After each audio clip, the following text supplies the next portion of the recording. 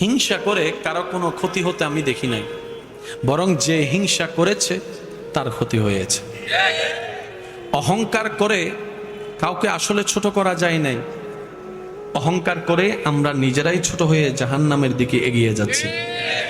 অন্যকে ধ্বংস করার প্ল্যানিং করে কারো ধ্বংস এই পর্যন্ত করা যায় নাই, বরং যে ধ্বংস করার প্ল্যানিং করেছে কোনো না কোনোভাবে অন্যভাবে ধ্বংস সে নিজেই হয়েছে।